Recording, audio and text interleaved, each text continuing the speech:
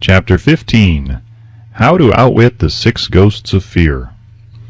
Take inventory of yourself as you read this closing chapter and find out how many of the ghosts are standing in your way.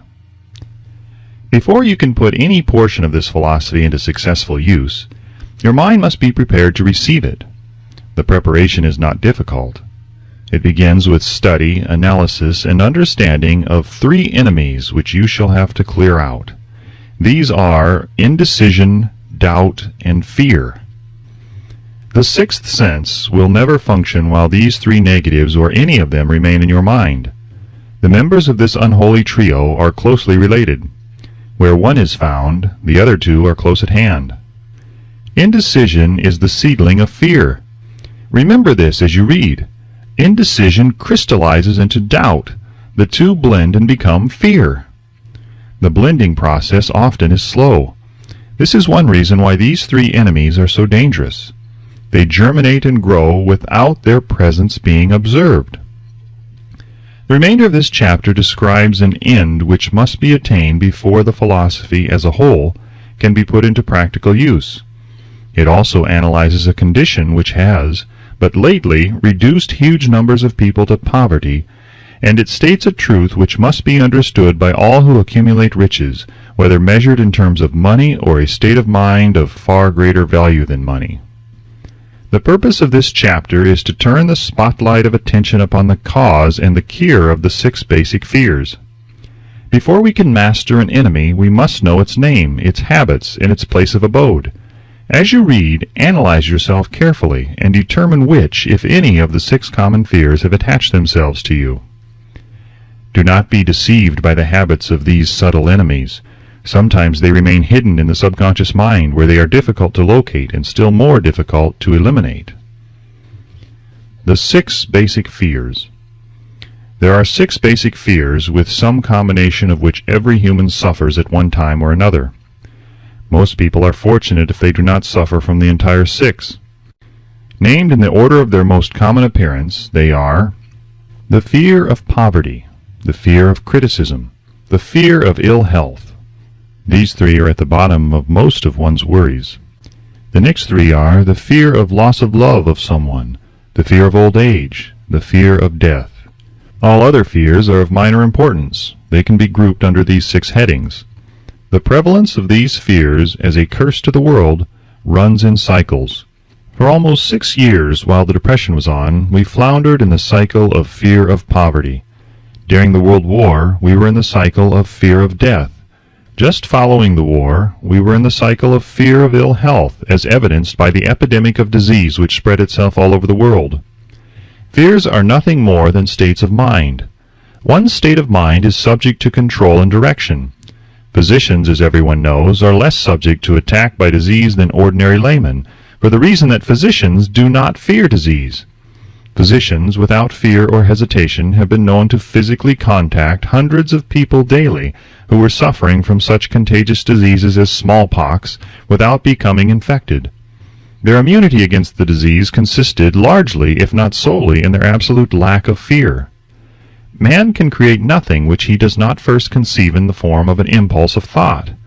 Following this statement comes another of still greater importance, namely, man's thought impulses begin immediately to translate themselves into their physical equivalent, whether those thoughts are voluntary or involuntary.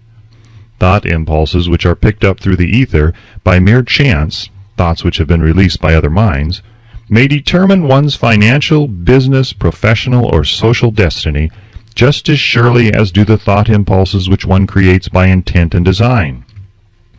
We are here laying the foundation for the presentation of a fact of great importance to the person who does not understand why some people appear to be lucky, while others of equal or greater ability, training, experience, and brain capacity seem destined to ride with misfortune.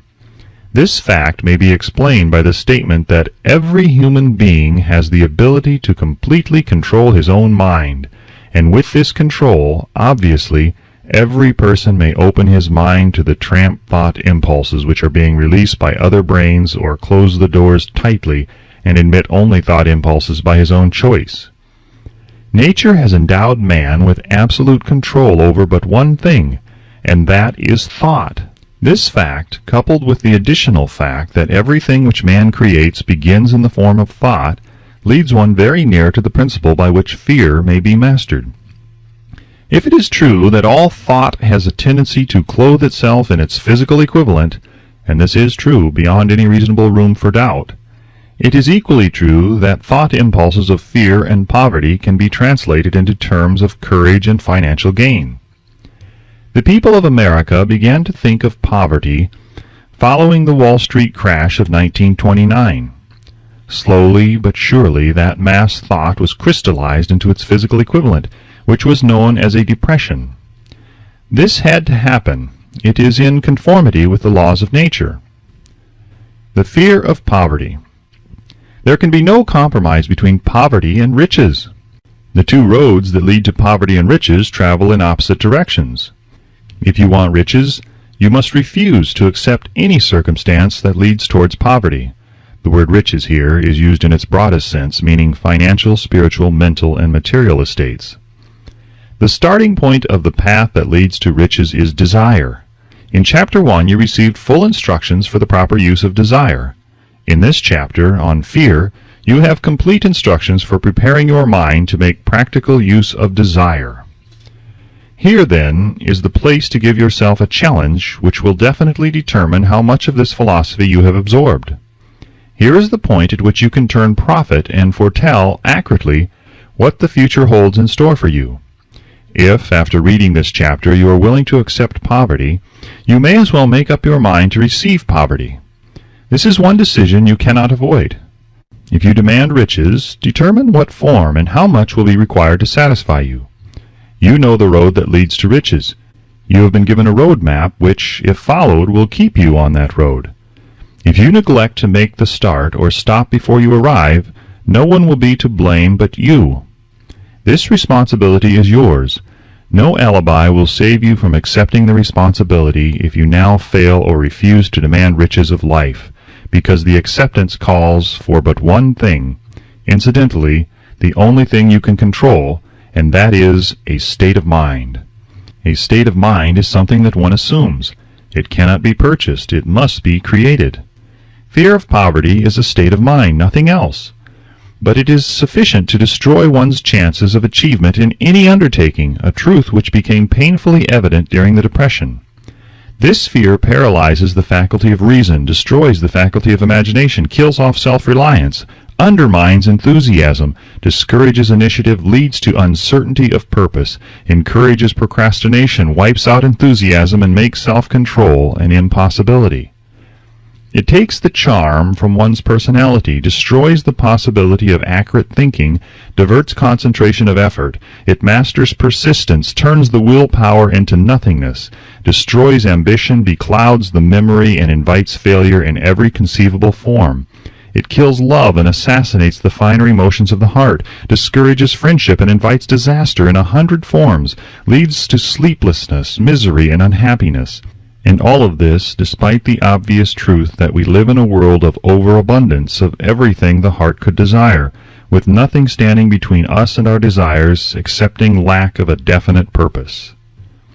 The fear of poverty is, without doubt, the most destructive of the 6 basic fears. It has been placed at the head of the list because it is the most difficult to master. Considerable courage is required to state the truth about the origin of this fear, and still greater courage to accept the truth after it has been stated. The fear of poverty grew out of man's inherited tendency to prey upon his fellow man economically. Nearly all animals lower than man are motivated by instinct, but their capacity to think is limited. Therefore, they prey upon one another physically. Man, with his superior sense of intuition, with the capacity to think and to reason, does not eat his fellow man bodily. He gets more satisfaction out of eating him financially. Man is so avaricious that every conceivable law has been passed to safeguard him from his fellow man. Of all the ages of the world of which we know anything, the age in which we live seems to be one that is outstanding because of man's money madness. A man is considered less than the dust of the earth unless he can display a fat bank account. But if he has money, never mind how he acquired it. He is a king or a big shot. He is above the law. He rules in politics. He dominates in business, and the whole world about him bows in respect when he passes. Nothing brings man so much suffering and humility as poverty. Only those who have experienced poverty understand the full meaning of this. It is no wonder that man fears poverty. Through a long line of inherited experiences, man has learned, for sure, that some men cannot be trusted where matters of money and earthly possessions are concerned. This is a rather stinging indictment, the worst part of it being that it is true. The majority of marriages are motivated by the wealth possessed by one or both of the contracting parties. It is no wonder, therefore, that the divorce courts are busy. So eager is man to possess wealth that he will acquire it in whatever manner he can, through legal methods if possible, through other methods if necessary or expedient. Self-analysis may disclose weaknesses which one does not like to acknowledge. This form of examination is essential to all who demand of life more than mediocrity and poverty. Remember as you check yourself point by point that you are both the court and the jury, the prosecuting attorney and the attorney for the defense, and that you are the plaintiff and the defendant, also that you are on trial. Face the facts squarely. Ask yourself definite questions and demand direct replies. When the examination is over, you will know more about yourself. If you do not feel that you can be an impartial judge in this self-examination, call upon someone who knows you well to serve as judge while you cross-examine yourself. You are after the truth. Get it, no matter at what cost, even though it may temporarily embarrass you. The majority of people, if asked what they fear most, would reply, "I fear nothing." The reply would be inaccurate, because few people realize that they are bound, handicapped, whipped spiritually and physically through some form of fear. So subtle and deeply seated is the emotion of fear that one may go through life burdened with it, never recognizing its presence. Only a courageous analysis will disclose the presence of this universal enemy. When you begin such an analysis, search deeply into your character. Here is a list of the symptoms for which you should look. Symptoms of the fear of poverty. Indifference, commonly expressed through lack of ambition, willingness to tolerate poverty. Acceptance of whatever compensation life may offer without protest, mental and physical laziness, lack of initiative, imagination, enthusiasm, and self-control. Indecision, the habit of permitting others to do one's thinking, staying on the fence. Doubt, generally expressed through alibis and excuses designed to cover up, explain away, or apologize for one's failures, sometimes expressed in the form of envy of those who are successful or by criticizing them. Worry, usually expressed by finding fault with others, a tendency to spend beyond one's income, neglect of personal appearance, scowling and frowning, intemperance in the use of alcoholic drink, sometimes through the use of narcotics, nervousness, lack of poise, self-consciousness, and lack of self-reliance.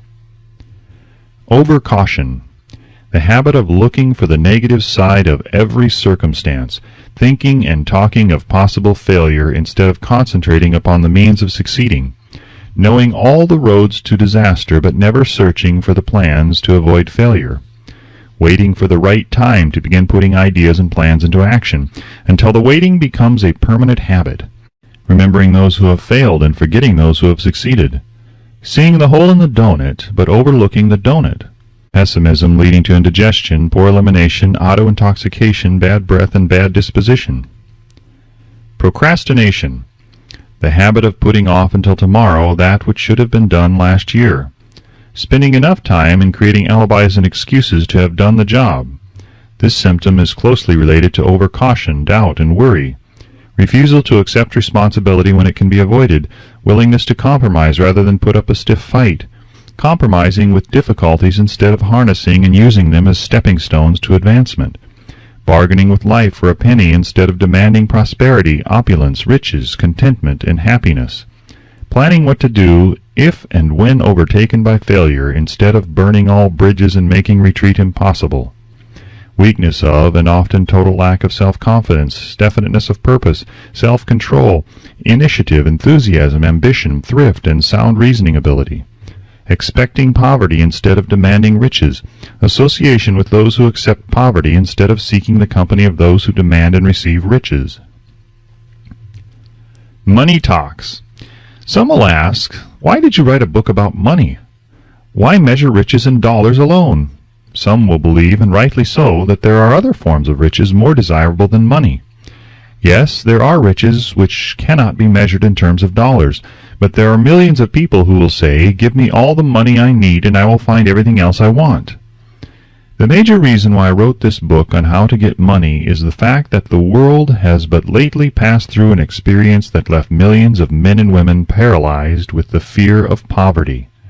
What this sort of fear does to one was well described by Westbrook Pegler in the New York World Telegram as follows. Money is only clamshells or metal discs or scraps of paper, and there are treasures of the heart and soul which money cannot buy. But most people, being broke, are unable to keep this in mind and sustain their spirits.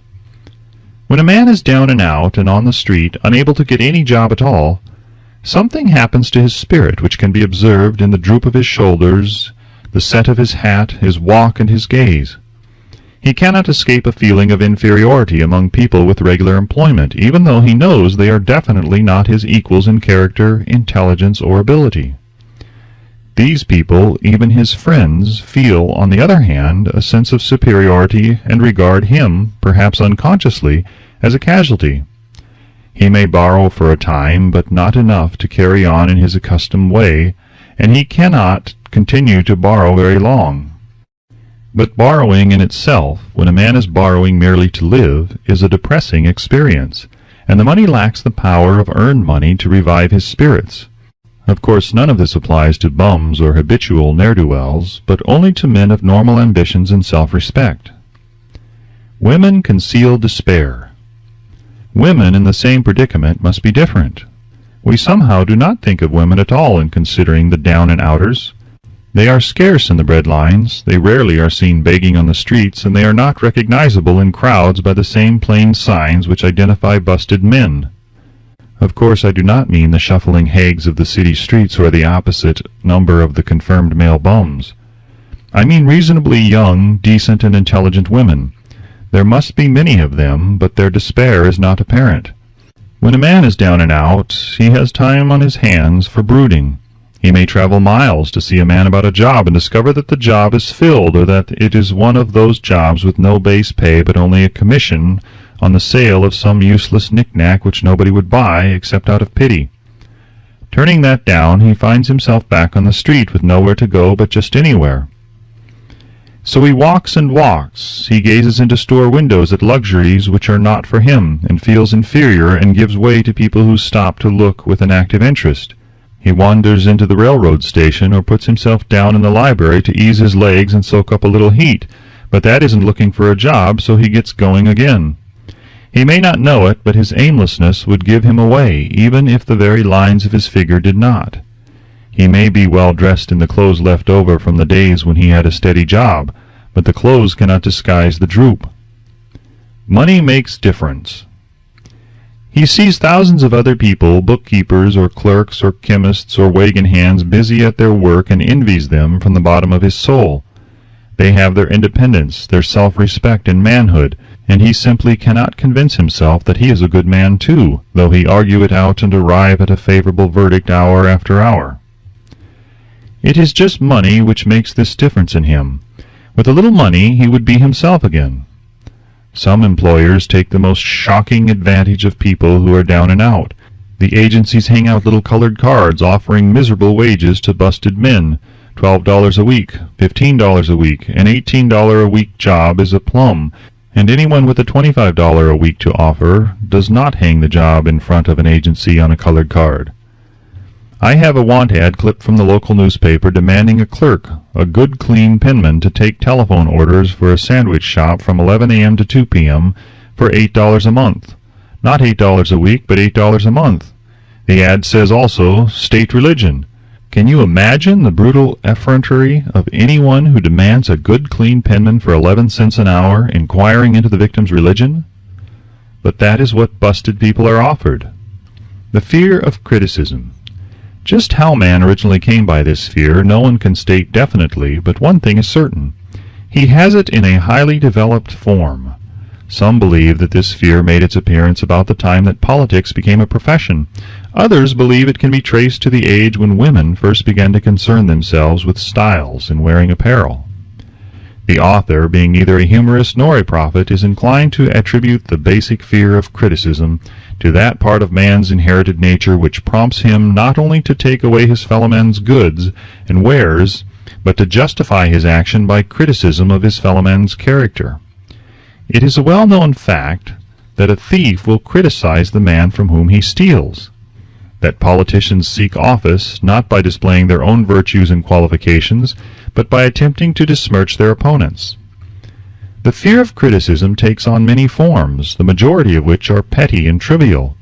Men obviously fear criticism, but it must not be supposed that women are free from this fear. If any woman claims to be superior to man with reference to this fear, ask her to walk down the street wearing a hat of the vintage of 1890. The astute manufacturers of clothing have not been slow to capitalize this basic fear of criticism, with which all mankind has been cursed. Every season the styles in many articles of wearing apparel change. Who establishes the styles? Certainly not the purchaser of clothing, but the manufacturer. Why does he change styles so often? The answer is obvious. He changes the styles so he can sell more clothes. For the same reason, the manufacturers of automobiles, with a few rare and very sensible exceptions, change styles of models every season. No man wants to drive an automobile which is not of the latest style, although the older model may actually be the better car. We have been describing the manner in which people behave under the influence of fear of criticism, as applied to the small and petty things of life. Let us now examine human behavior when this fear affects people in connection with the more important events of human relationship.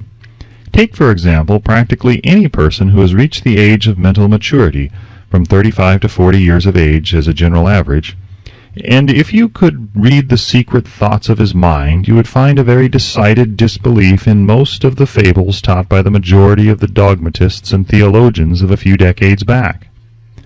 Not often, however, you will find a person who has the courage to openly state his belief on this subject. Most people will, if pressed far enough, tell a lie rather than admit that they do not believe the stories associated with that form of religion which held people in bondage prior to the age of scientific discovery and education. Why does the average person, even in this day of enlightenment, shy away from denying his belief in the fables which were the basis of most of the religions a few decades ago? The answer is because of the fear of criticism. Men and women have been burned at the stake for daring to express disbelief in ghosts. It is no wonder we have inherited a consciousness which makes us fear criticism. The time was, and not so far in the past, when criticism carried severe punishments. It still does in some countries.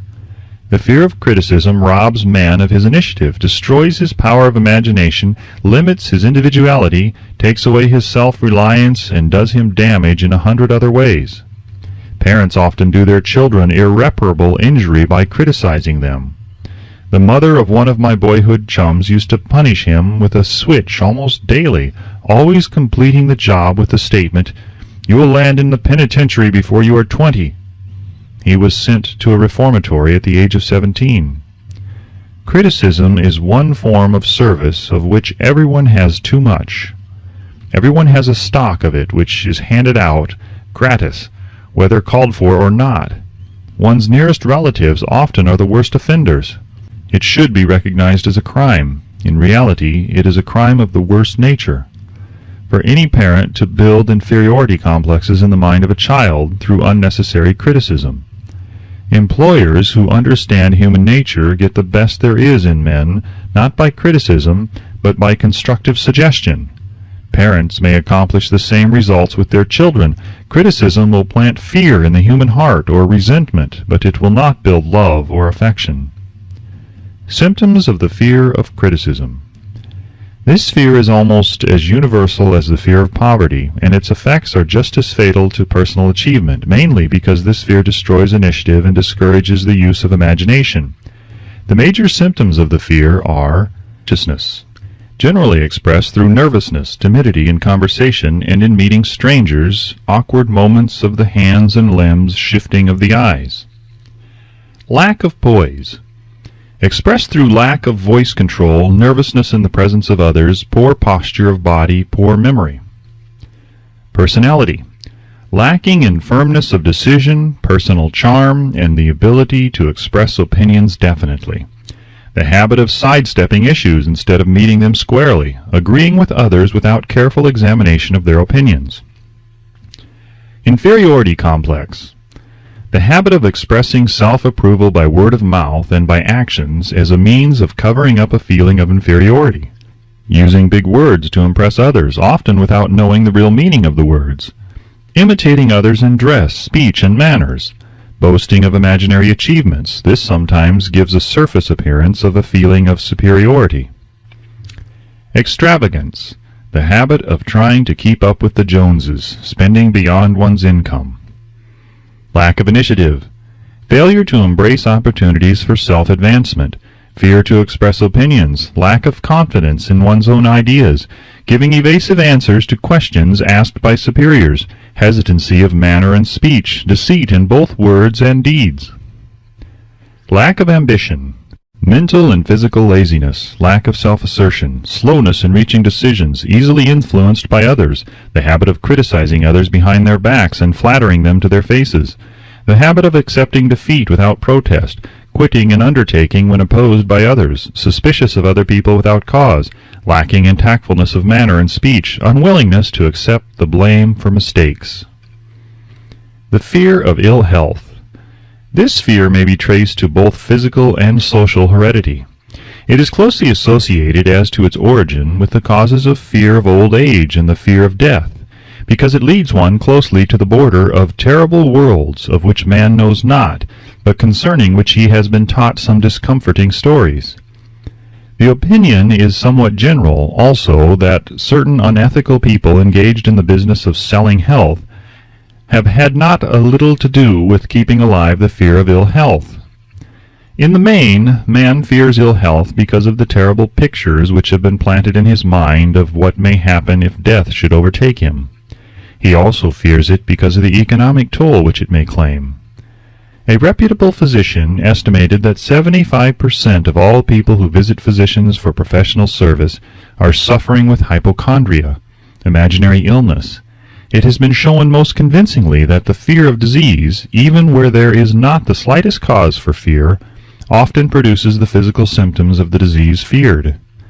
Powerful and mighty is the human mind. It builds or it destroys.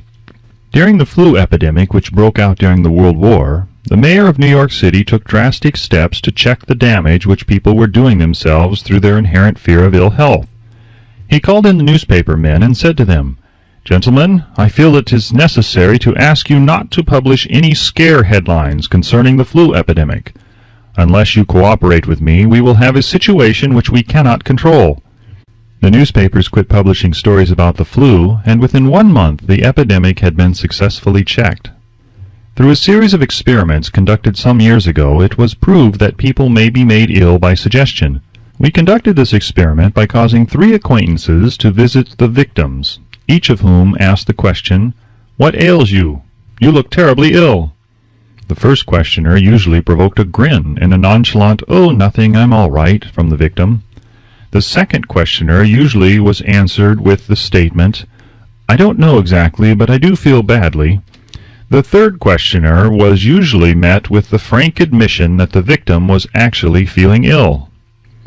Try this on an acquaintance if you doubt that it will make him uncomfortable, but do not carry the experiment too far. There is a certain religious sect whose members take vengeance upon their enemies by the hexing method. They call it placing a spell on the victim. There is overwhelming evidence that disease sometimes begins in the form of negative thought impulse.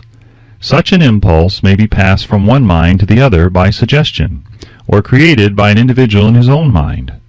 A man who was blessed with more wisdom than this incident might indicate once said, "When anyone asks me how I feel, I always want to answer by knocking him down." Doctors send patients into new climates for their health, because a change of mental attitude is necessary. The seed of fear of ill health lives in every human mind. Worry, fear, discouragement, disappointment in love and business affairs cause this seed to germinate and grow. The recent business depression kept the doctors on the run because every form of negative thinking may cause ill health. Disappointments in business and in love stand at the head of the list of causes of fear of ill health. Symptoms of the fear of ill health. The symptoms of this almost universal fear are autosuggestion, the habit of negative use of self-suggestion by looking for and expecting to find the symptoms of all kinds of disease. Enjoying imaginary illness and speaking of it as being real. The habit of trying all fads and isms recommended by others as having therapeutic value. Talking to others of operations, accidents, and other forms of illness. Experimenting with diets, physical exercises, reducing systems without professional guidance. Trying home remedies, patent medicines, and quack remedies. Hypochondria. The habit of talking of illness, concentrating the mind upon disease and expecting its appearance until a nervous break occurs. Nothing that comes in bottles can cure this condition. It is brought on by negative thinking, and nothing but positive thought can effect a cure. Hypochondria, a medical term for imaginary disease, is said to do as much damage on occasion as the disease one fears might do. Most so-called cases of nerves comes from imaginary illness. Exercise. Fear of ill health often interferes with proper physical exercise and results in overweight by causing one to avoid outdoor life. Susceptibility. Fear of ill health breaks down nature's body resistance and creates a favorable condition for any form of disease one may contact. The fear of ill health often is related to the fear of poverty, especially in the case of hypochondriac who constantly worries about the possibility of having to pay doctor bills, hospital bills, etc. This type of person spends much time preparing for sickness, talking about death, saving money for cemetery lots and burial expenses, etc. Self-coddling. The habit of making a bid for sympathy, using imaginary illness as the lure. People often resort to this trick to avoid work. The habit of feigning illness to cover plain laziness or to serve as an alibi for lack of ambition. Intemperance. The habit of using alcohol or narcotics to destroy pains such as headaches, neuralgia, etc., instead of eliminating the cause. The habit of reading about illness and worrying over the possibility of being stricken by it. The habit of reading patent medicine advertisements. The fear of loss of love. The original source of this inherent fear needs but little description because it obviously grew out of man's polygamous habit of stealing his fellow man's mate and his habit of taking liberties with her wherever he could. Jealousy and other similar forms of dementia praecox grow out of man's inherited fear of the loss of love of someone. This fear is the most painful of all the 6 basic fears. It probably plays more havoc with the body and mind than any of the other basic fears, as it often leads to permanent insanity. The fear of the loss of love probably dates back to the Stone Age, when men stole women by brutal force. They continue to steal females, but their technique has changed. Instead of force, they now use persuasion, the promise of pretty clothes, motor cars, and other bait much more effective than physical force. Man's habits are the same as they were at the dawn of civilization, but he expresses them differently. Careful analysis has shown that women are more susceptible to this fear than men. This fact is easily explained. Women have learned from experience that men are polygamous by nature, that they are not to be trusted in the hands of rivals. Symptoms of the fear of loss of love. The distinguishing symptoms of this fear are jealousy, the habit of being suspicious of friends and loved ones without any reasonable evidence of sufficient grounds. Jealousy is a form of dementia praecox, which sometimes becomes violent without the slightest cause. The habit of accusing wife or husband of infidelity without grounds, general suspicion of everyone, absolute faith in no one. Fault-finding. The habit of finding fault with friends, relatives, business associates, and loved ones upon the slightest provocation or without any cause whatsoever. Gambling. The habit of gambling, stealing, cheating, and otherwise taking hazardous chances to provide money for loved ones with the belief that love can be bought. The habit of spending beyond one's means or incurring debts to provide gifts for loved ones with the object of making a favorable showing. insomnia, nervousness, lack of persistence, weakness of will, lack of self-control, lack of self-reliance, bad temper. The fear of old age. In the main, this fear grows out of two sources. First, the thought that old age may bring with it poverty. Secondly, and by far the most common source of origin, from false and cruel teachings of the past which have been too well mixed with fire and brimstone and other bogies cunningly designed to enslave men through fear. In the basic fear of old age, man has two very sound reasons for his apprehension, one growing out of his distrust of his fellow man, who may seize whatever worldly goods he may possess, and the other arising from the terrible pictures of the world beyond, which were planted in his mind through social heredity before he came into full possession of his mind. The possibility of ill health, which is more common as people grow older, is also a contributing cause of this common fear of old age. Eroticism also enters into the cause of the fear of old age, as no man cherishes the thought of diminishing sex attraction. The most common cause of fear of old age is associated with the possibility of poverty.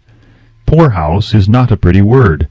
It throws a chill into the mind of every person who faces the possibility of having to spend his declining years on a poor farm. Another contributing cause of the fear of old age is the possibility of loss of freedom and independence, as old age may bring with it the loss of both physical and economic freedom. Symptoms of the fear of old age. The most common symptoms of this fear are the tendency to slow down and develop an inferiority complex at the age of mental maturity, around the age of 40, falsely believing one's self to be slipping because of age. The truth is that man's most useful years, mentally and spiritually, are those between 40 and 60.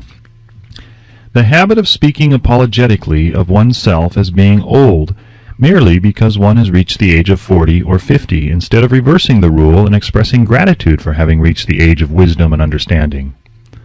The habit of killing off initiative, imagination, and self-reliance by falsely believing oneself too old to exercise these qualities. The habit of the man or woman of 40 dressing with the aim of trying to appear in much younger and affecting mannerisms of youth, thereby inspiring ridicule by both friends and strangers. The fear of death. To some, this is the cruelest of all the basic fears. The reason is obvious. The terrible pangs of fear associated with the thought of death, in the majority of cases, may be charged directly to religious fanaticism. So-called heathen are less afraid of death than the more civilized. For hundreds of millions of years, man has been asking the still unanswered questions: whence and whither? Where did I come from, and where am I going? During the darker ages of the past, the more cunning and crafty were not slow to offer the answer to these questions, for a price. Witness now the major source of origin of the fear of death. Come into my tent, embrace my faith, accept my dogmas, and I will give you a ticket that will admit you straightway into heaven when you die, cries a leader of sectarianism. Remain out of my tent, says the same leader, and may the devil take you and burn you throughout eternity. Eternity is a long time. Fire is a terrible thing. The thought of eternal punishment with fire not only causes man to fear death, it often causes him to lose his reason.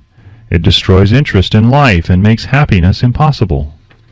During my research, I reviewed a book entitled A Catalogue of the Gods, in which were listed the 30,000 gods which man has worshipped. Think of it! 30,000 of them, represented by everything from a crawfish to a man. It is little wonder that men have become frightened at the approach of death. While the religious leader may not be able to provide safe conduct into heaven, nor by lack of such provision allow the unfortunate to descend into hell, the possibility of the latter seems so terrible that the very thought of it lays hold of the imagination in such a realistic way that it paralyzes reason and sets up the fear of death. In truth, no man knows, and no man has ever known, what heaven or hell is like, nor does any man know if either place actually exists. This lack of positive knowledge opens the door of the human mind to the charlatan, so he may enter and control that mind with his stock of legerdemain and various brands of pious fraud and trickery. The fear of death is not as common now as it was during the age when there were no great colleges and universities. Men of science have turned the spotlight of truth upon the world, and this truth is rapidly freeing men and women from this terrible fear of death. The young men and young women who attend the colleges and universities are not easily impressed by fire and brimstone. Through the aid of biology, astronomy, geology, and other related sciences, the fear of the Dark Ages which gripped the minds of men and destroyed their reason has been dispelled. Insane asylums are filled with men and women who have gone mad because of the fear of death. This fear is useless. Death will come, no matter what anyone may think about it. Accept it as a necessity and pass the thought out of your mind. It must be a necessity, or it would not come to at all. Perhaps it is not as bad as it has been pictured. The entire world is made up of only two things, energy and matter. In elementary physics we learn that neither matter nor energy, the only two realities known to man, can be created nor destroyed. Both matter and energy can be transformed, but neither can be destroyed. Life is energy, if it is anything. If neither energy nor matter can be destroyed, of course life cannot be destroyed. Life, like other forms of energy, may be passed through various processes of transition or change, but it cannot be destroyed. Death is mere transition. If death is not mere change or transition, then nothing comes after death except a long eternal peaceful sleep, and sleep is nothing to be feared. Thus you may wipe out forever the fear of death. Symptoms of the fear of death. The general symptoms of this fear are the habit of thinking about dying instead of making the most of life, due generally to lack of purpose or lack of a suitable occupation. This fear is more prevalent among the aged, but sometimes the more youthful are victims of it. The greatest of all remedies for the fear of death is a burning desire for achievement, backed by useful service to others. A busy person seldom has time to think about dying. He finds life too thrilling to worry about death. Sometimes the fear of death is closely associated with the fear of poverty, where one's death would leave loved ones poverty-stricken. In other cases, the fear of death is caused by illness and the consequent breaking down of physical body resistance. The commonest causes of the fear of death are ill health, poverty, lack of appropriate occupation, disappointment over love, insanity, and religious fanaticism. Old man worry. Worry is a state of mind based upon fear. It works slowly but persistently. It is insidious and subtle. Step by step it digs itself in until it paralyzes one's reasoning faculty, destroys self-confidence and initiative. Worry is a form of sustained fear caused by indecision, and therefore it is a state of mind which can be controlled. An unsettled mind is helpless. Indecision makes an unsettled mind. Most individuals lack the willpower to reach decisions promptly and to stand by them after they have been made, even during normal business conditions. During periods of economic unrest, such as the world recently experienced, the individual is handicapped not alone by his inherent nature to be slow at reaching decisions, but he is influenced by the indecision of others around him who have created a state of mass indecision. During the Depression, the whole atmosphere all over the world was filled with pharynxa and worryitis, the two mental disease germs which began to spread themselves after the Wall Street frenzy in 1929. There is only one known antidote for these germs. It is the habit of prompt and firm decision. Moreover, it is an antidote which every individual must apply for himself. We do not worry over conditions once we have reached a decision to follow a definite line of action. I once interviewed a man who was to be electrocuted 2 hours later. The condemned man was the calmest of some 8 men who were in the death cell with him. His calmness prompted me to ask him how it felt to know that he was going into eternity in a short while. With a smile of confidence on his face, he said, "It feels fine. Just think, brother, my troubles will soon be over. I have had nothing but trouble all my life. It has been a hardship to get food and clothing. Soon I will not need these things. I have felt fine ever since I learned for certain that I must die. I made up my mind then to accept my fate in good spirit." As he spoke, he devoured a dinner of proportions sufficient for 3 men, eating every mouthful of the food brought to him, and apparently enjoying it as much as if no disaster awaited him. Decision gave this man resignation to his fate. Decision can also prevent one's acceptance of undesired circumstances. The 6 basic fears become translated into a state of worry through indecision. Relieve yourself forever of the fear of death by reaching a decision to accept death as an inescapable event. Whip the fear of poverty by reaching a decision to get along with whatever wealth you can accumulate without worry. Put your foot upon the neck of the fear of criticism by reaching a decision not to worry about what other people think, do, or say. Eliminate the fear of old age by reaching a decision to accept it, not as a handicap, but as a great blessing which carries with it wisdom, self-control, and understanding not known to youth. Acquit yourself of the fear of ill health by the decision to forget symptoms. Master the fear of loss of love by reaching a decision to get along without love, if that is necessary. Kill the habit of worry in all its forms by reaching a general blanket decision that nothing which life has to offer is worth the price of worry. With this decision will come poise, peace of mind, and calmness of thought, which will bring happiness. A man whose mind is filled with fear not only destroys his own chances of intelligent action, but he transmits these destructive vibrations to the minds of all who come into contact with him, and destroys also their chances. Even a dog or a horse knows when its master lacks courage.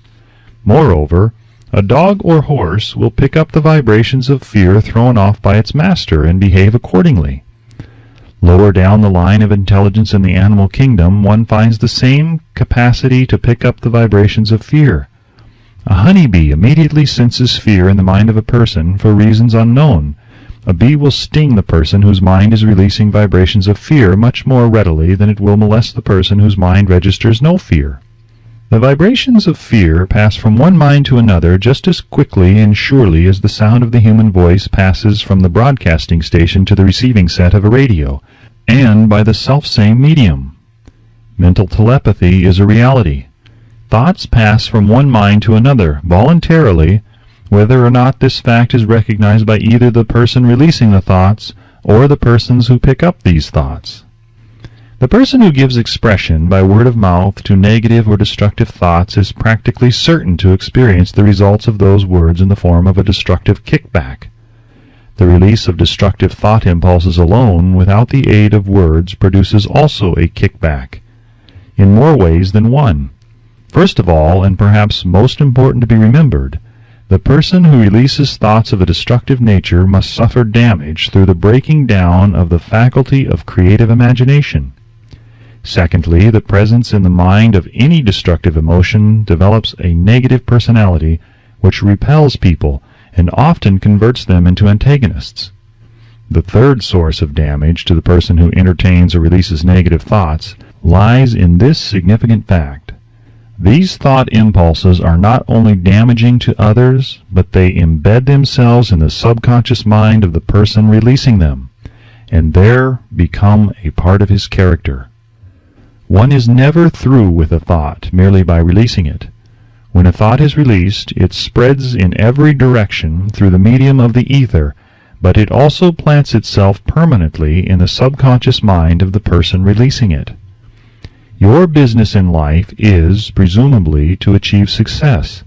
To be successful, you must find peace of mind, acquire the material needs of life, and above all, attain happiness. All of these evidences of success begin in the form of thought impulses. You may control your own mind. You have the power to feed it whatever thought impulses you choose. With this privilege also goes the responsibility of using it constructively. You are the master of your own earthly destiny just as surely as you have the power to control your own thoughts. You may influence, direct, and eventually control your own environment, making your life what you want it to be. Or you may neglect to exercise the privilege which is yours, to make your life to order, thus casting yourself upon the broad sea of circumstance, where you will be tossed hither and yon like a chip on the waves of the ocean. The Devil's Workshop, the 7th basic evil. In addition to the 6 basic fears, there is another evil by which people suffer. It constitutes a rich soil in which the seeds of failure grow abundantly. It is so subtle that its presence often is not detected. This affliction cannot properly be classed as a fear. It is more deeply seated and more often fatal than all of the 6 fears. For want of a better name, let us call this evil susceptibility to negative influences. Men who accumulate great riches always protect themselves against this evil. The poverty-stricken never do. Those who succeed in any calling must prepare their minds to resist the evil. If you are reading this philosophy for the purpose of accumulating riches, you should examine yourself very carefully to determine whether you are susceptible to negative influences. If you neglect this self-analysis, you will forfeit your right to attain the object of your desires. Make the analysis searching. After you read the questions prepared for this self-analysis, hold yourself to a strict accounting in your answers. Go at the task as carefully as you would search for any other enemy you knew to be awaiting you in ambush, and deal with your own faults as you would with a more tangible enemy. You can easily protect yourself against highway robbers because the law provides organized cooperation for your benefit. But the 7th basic evil is more difficult to master because it strikes when you are not aware of its presence, when you are asleep and while you are awake. Moreover, its weapon is intangible because it consists of merely a state of mind. This evil is also dangerous because it strikes in as many different forms as there are human experiences. Sometimes it enters the mind through the well-meant words of one's own relatives. At other times it bores from within through one's own mental attitude. Always it is as deadly as poison, even though it may not kill as quickly. How to protect yourself against negative influences. To protect yourself against negative influences, whether of your own making or the result of the activities of negative people around you, recognize that you have a willpower and put it to constant use until it builds a wall of immunity against negative influences in your own mind. Recognize the fact that you and every other human being are by nature lazy, indifferent, and susceptible to all suggestions which harmonize with your weaknesses. Recognize that you are by nature susceptible to all the 6 basic fears, and set up habits for the purpose of counteracting all these fears. Recognize that negative influences often work on you through your subconscious mind. Therefore, they are difficult to detect, and keep your mind closed against all people who depress or discourage you in any way. Clean out your medicine chest. Throw away all pill bottles that have not been prescribed by doctors, and stop pandering to colds, aches, pains, and imaginary illness. Deliberately seek the company of people who influence you to think and act for yourself. Do not expect troubles, as they have a tendency not to disappoint. Without doubt, the most common weakness of all human beings is the habit of leaving their minds open to the negative influence of other people. This weakness is all the more damaging because most people do not recognize that they are cursed by it, and many who acknowledge it neglect or refuse to correct the evil until it becomes an uncontrollable part of their daily habits.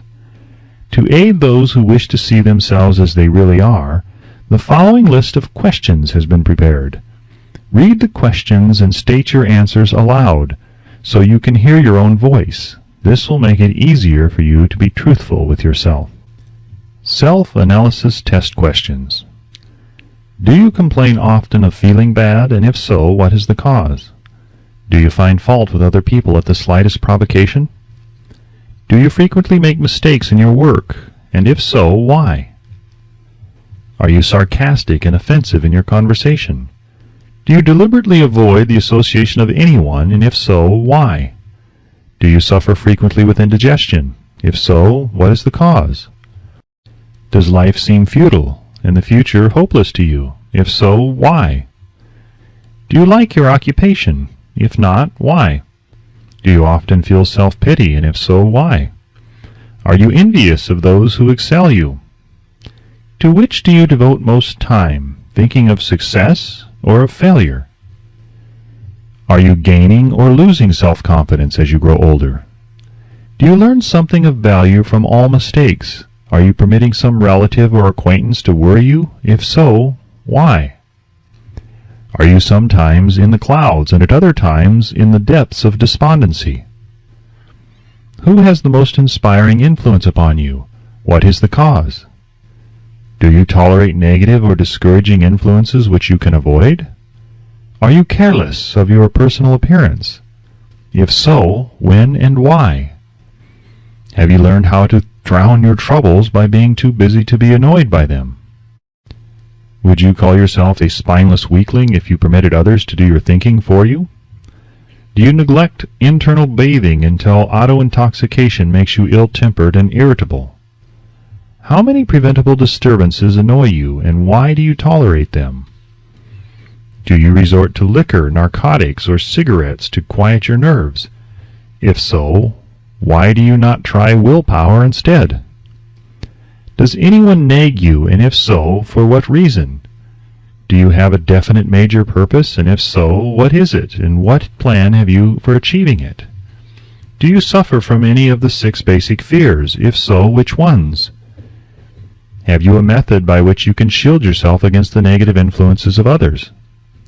Do you make deliberate use of autosuggestion to make your mind positive? Which do you value most, your material possessions or your privilege of controlling your own thoughts? Are you easily influenced by others against your own judgment? Has today added anything of value to your stock of knowledge or state of mind? Do you face squarely the circumstances which make you unhappy or sidestep the responsibility? Do you analyze all mistakes and failures and try to profit by them, or do you take the attitude that this is not your duty? Can you name 3 of your most damaging weaknesses? What are you doing to correct them? Do you encourage other people to bring their worries to you for sympathy? Do you choose from your daily experiences lessons or influences which aid in your personal advancement? Does your presence have a negative influence on other people as a rule? What habits of other people annoy you most? Do you form your own opinions or permit yourself to be influenced by other people? Have you learned how to create a mental state of mind with which you can shield yourself against all discouraging influences? Does your occupation inspire you with faith and hope? Are you conscious of possessing spiritual forces of sufficient power to enable you to keep your mind free from all forms of fear? Does your religion help you to keep your own mind positive?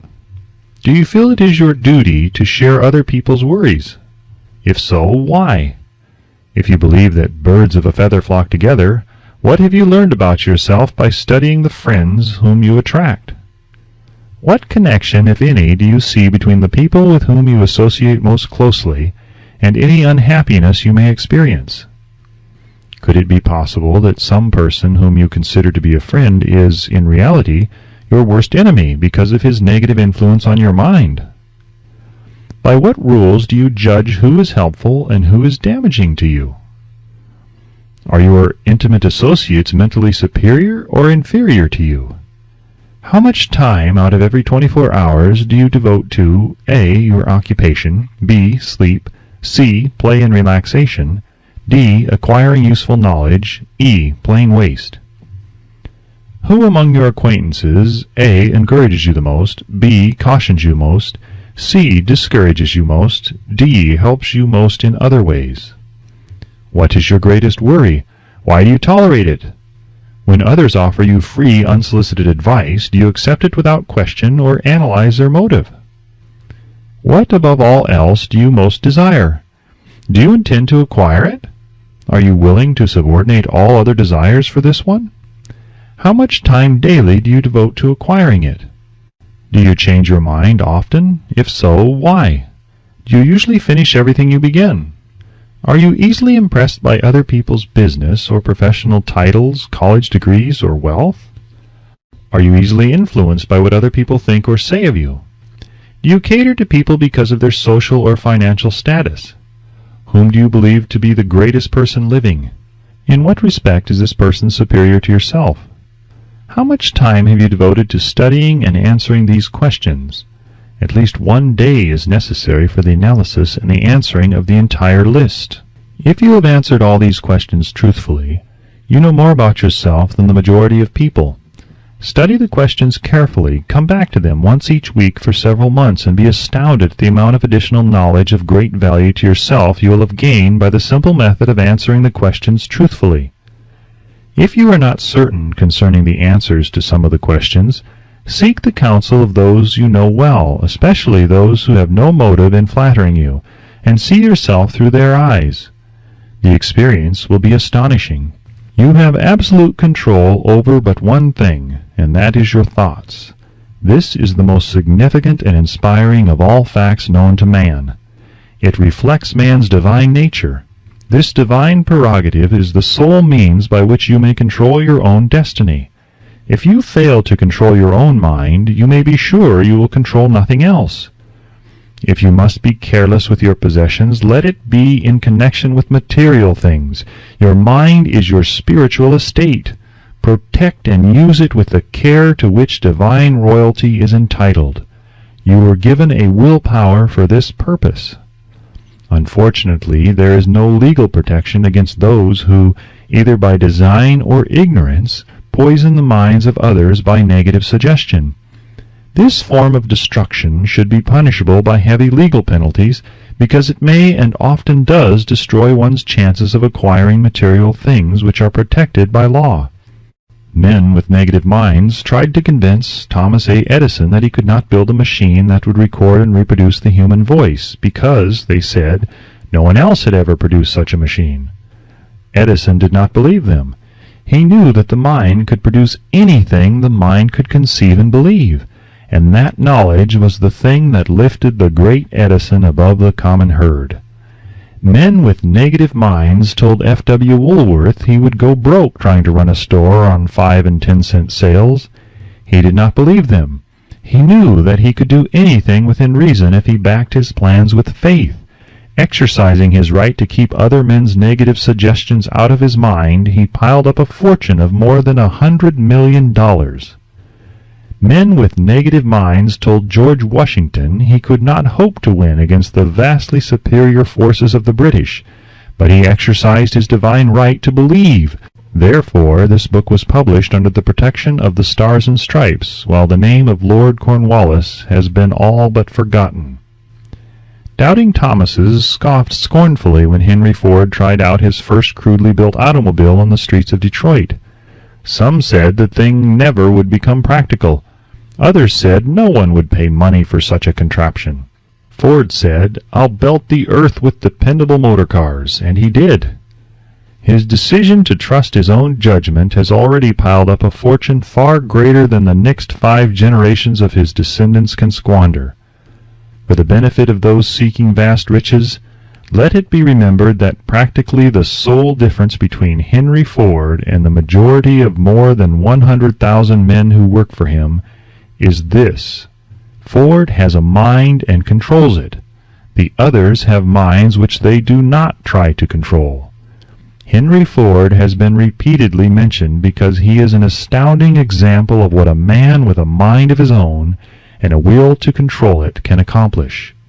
His record knocks the foundation from under that time-worn alibi, "I never had a chance." Ford never had a chance either, but he created an opportunity and backed it with persistence until it made him richer than Croesus. Mind control is a result of self-discipline and habit. You either control your mind or it controls you. There is no hallway compromise. The most practical of all methods for controlling the mind is the habit of keeping it busy with a definite purpose, backed by a definite plan.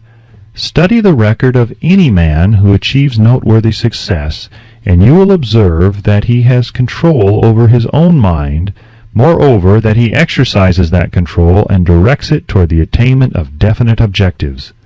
Without this control, success is not possible. 57 Famous Alibis by Old Man If. People who do not succeed have one distinguishing trait in common. They know all the reasons for failure, and have what they believe to be airtight alibis to explain away their own lack of achievement. Some of these alibis are clever, and a few of them are justifiable by the facts. But alibis cannot be used for money. The world wants to know only one thing: have you achieved success? A character analyst compiled a list of the most commonly used alibis. As you read the list, examine yourself carefully and determine how many of these alibis, if any, are your own property.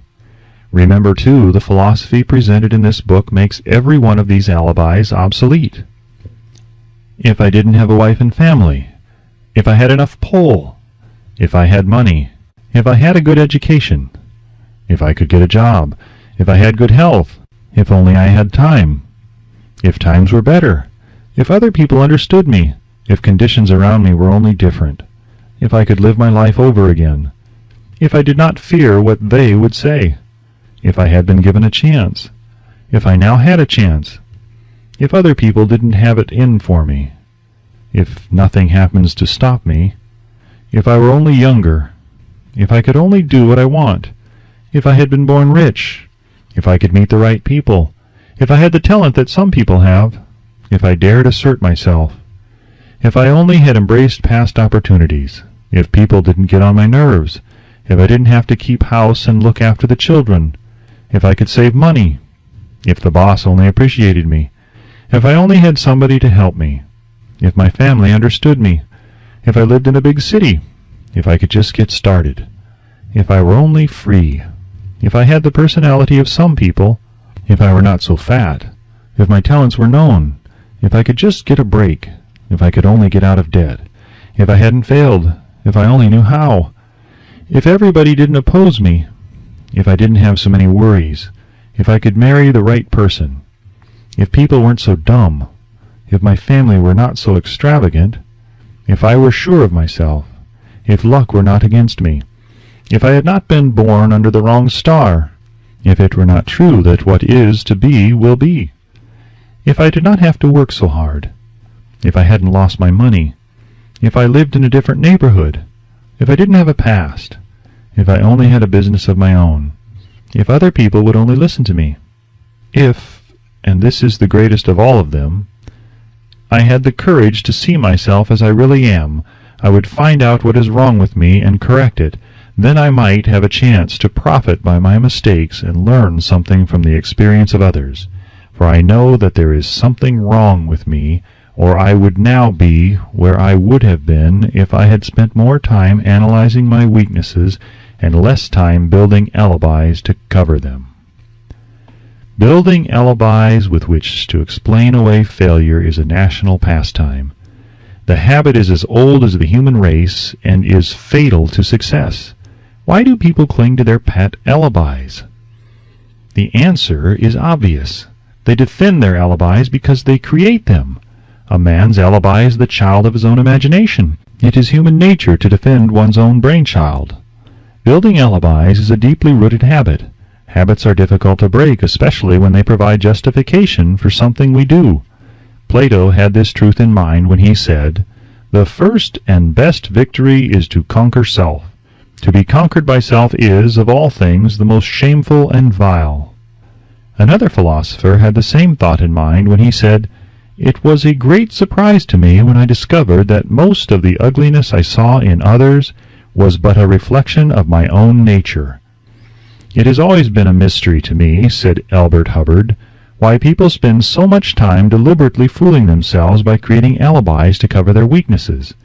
If used differently, this same time would be sufficient to cure the weakness, and then no alibis would be needed. In parting, I would remind you that life is a checkerboard, and the player opposite you is time. If you hesitate before moving or neglect to move promptly, your men will be wiped off the board by time. You are playing against a partner who will not tolerate indecision. Previously, you may have had a logical excuse for not having forced life to come through with whatever you asked, but that alibi is now obsolete, because you are in possession of the master key that unlocks the door of life's bountiful riches.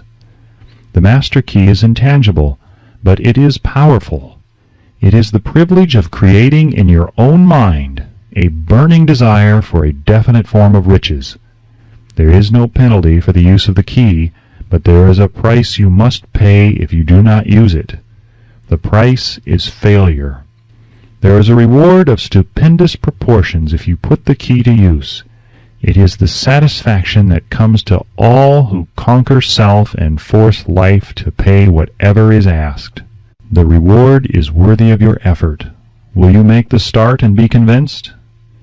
If we are related, said the immortal Emerson, we shall meet.